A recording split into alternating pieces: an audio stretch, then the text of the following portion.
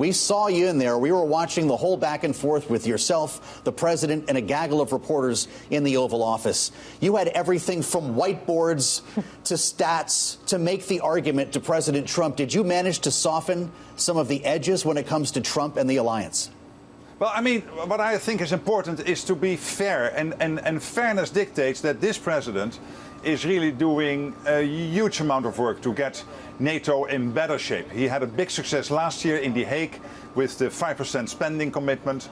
But what I wanted to show to him tonight is that over the last 10 years, since Trump 45 and now Trump 47, we see this staggering increase on European and Canadian allies spending more, but also when it comes to the year-on-year increase, Trump 47 in 2025, almost 20% more spending, which is, of course, because of Russia and the threat and the war in Ukraine, but also very much because this president is quite forcefully encouraging allies to spend more. And I think it is fair to share that with him.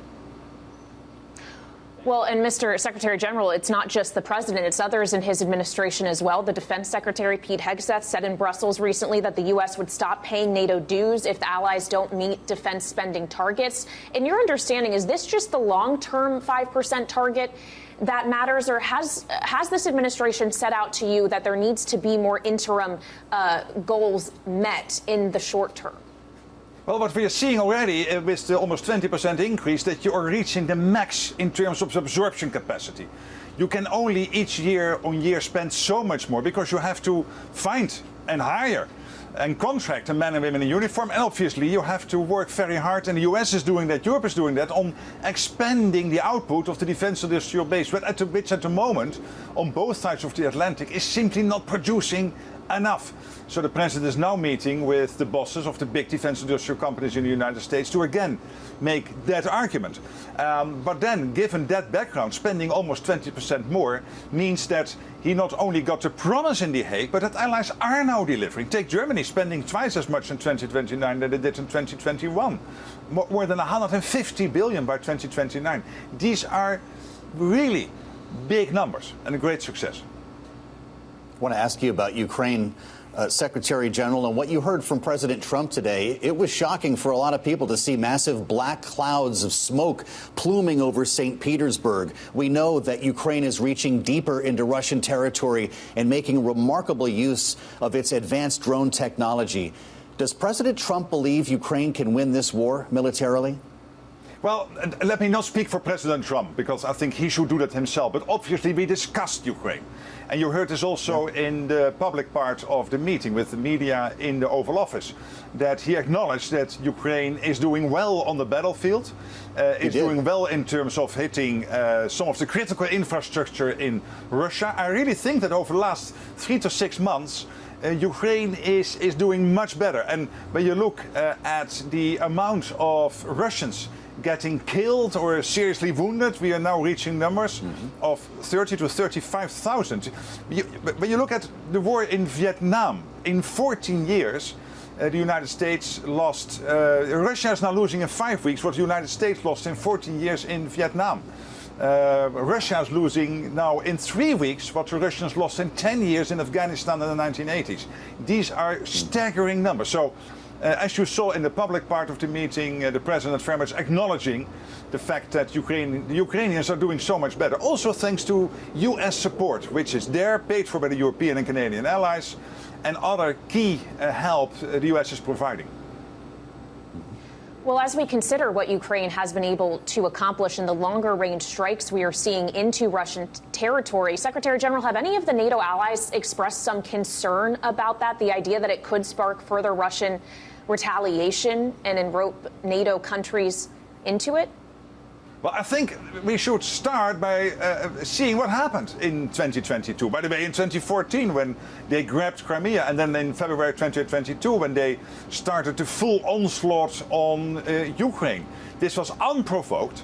There was absolutely no reason for the Russians to do this. So it's only fair for Ukraine to be able to defend itself. And they do this with help from the West. But also because of their own ingenuity. They are extremely successful in constantly updating the drone technology and the anti-drone technology, staying ahead of the Russians, and therefore really being successful on the battlefield. You know, it's really something. We watched you very closely in the Oval Office today, Secretary General. This went on for quite some time, and it was not your first visit, of course, with President Trump. Do you have the playbook now? Did you cook up the recipe? You show up with the goods, a whiteboard, the stats, and a story that the president wants to hear, and you might be able to advance your cause. You know, what I believe is to be fair when leadership is successful. His leadership is successful, and what I wanted to show today is it is successful in three ways. One, on Iran, degrading nuclear capability. Two, on NATO, not only getting the allies to deliver, to commit to 5% defense spending, but also to deliver on the spending, and that's clearly what is happening at the moment. And third, by taking that code, that mantle of being the leader of the free world. And when he meets in Ankara, he will meet with all the allies, but also 10 countries there as guests from the Middle East, from the Indo-Pacific.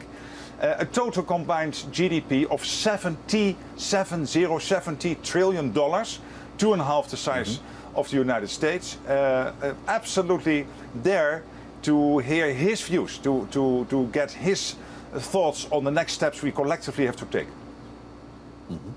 Well, of course, the financial aspect of this and the investments into the defense industrial base are one part of it, Mr. Secretary General, but there's also the consideration of actual human capital and U.S. military forces that are currently stationed all around Europe. Obviously, we have now seen withdrawals and considerations that this administration is making about moving troops around further. How do you avoid anything being chaotic in nature as that plays out? And how does Europe make sure that it's able to adequately defend itself in a surprise scenario? What are those preparations like?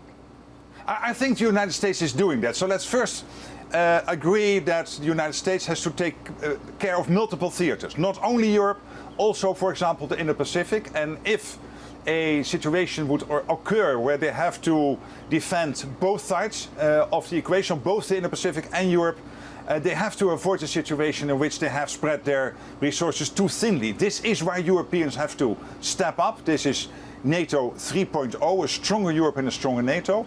That means that the US will stay involved when it comes to the nuclear umbrella, but also when it comes to the conventional. But over time, what you now will see, and this is a structured process, is that the Europeans are taking over more and more of that leadership role. For example, when it comes to the three combatant commands, they will, over the next 18 to 24 months, move from American generals and admirals to European generals and admirals. So that's also an example of Europeans stepping up. But also when it comes to Ukraine, the fact that the US is still providing all the support, but paid for by Europeans and Canada, which is only fair. So Europe stepping up, the US staying heavily involved when it comes to the conventional nuclear deterrence in Europe.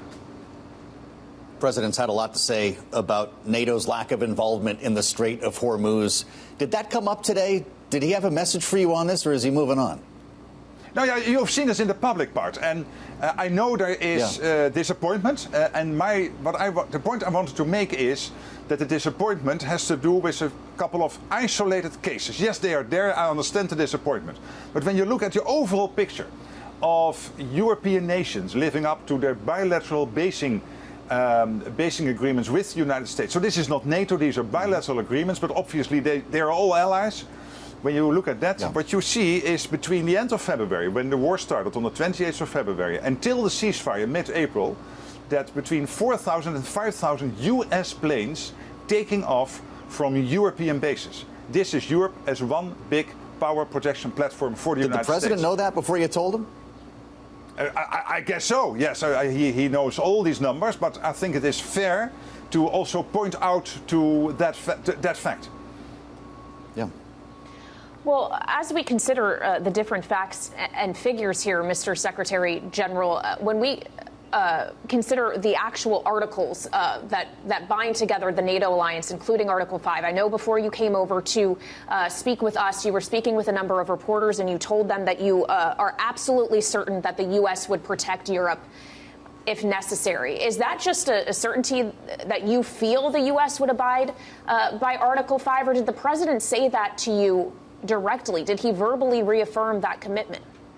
I will never, in my role as Secretary General, disclose what we discuss between closed doors. But let me say this.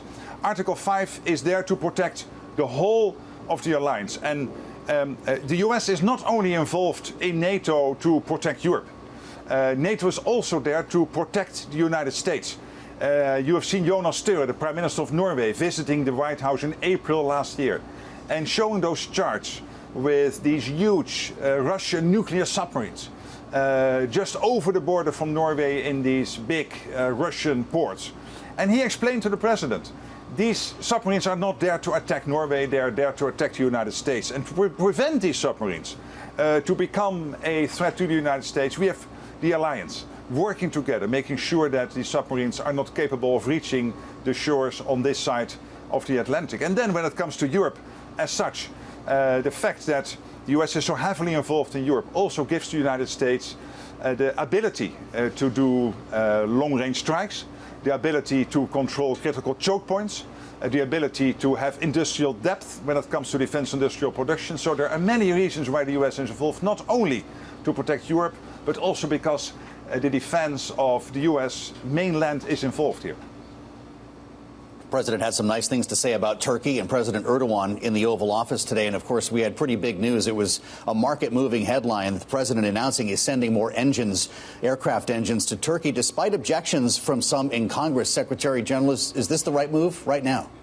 I never comment about these bilateral decisions. So that you have to understand, when there are discussions between allies, you will see me going mute and then trying to help behind the scenes when decisions are being made between allies when it comes to specific defense industrial decisions. I'm always staying out of that, of course, taking note. For me, one thing is crucial, keeping the alliance together, making sure we are as strong as possible, and the United States is providing the leadership and the defense industrial output and the encouragement to make sure we stay strong. Well, and understanding your reluctance to talk about specific defense systems between countries, can you shed some light as to whether there is a conversation happening amongst all of the allies about increasing the supply of Patriots specifically? What is the nature of those conversations? Well, that's a crucial conversation because the Patriot missiles, the PAC-3 missiles, are crucial when it comes to the Patriot systems to be maximum effective, obviously. And what we are seeing at the moment is that Ukraine needs them to protect their cities, to protect their critical infrastructure. The Russians are not able to advance on the front line.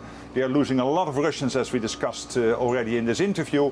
But obviously there is still the threat from Russia when it comes to cities and the critical infrastructure in Ukraine. So that's one reason why we need to ramp up Patriot missile production. There is close cooperation between companies in the United States and companies in Europe to help with that production. So a lot is going on.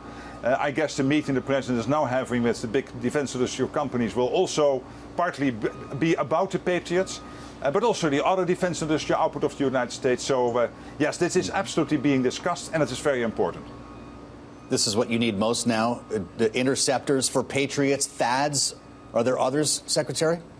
Of course, we also need long-range ammunition. We need everything to ramp up the production of everything. The good news is that our stockpiles are in a good position, so we can defend ourselves. But with the war in Ukraine and the war in the Middle East, obviously we have to make sure that we keep that production going.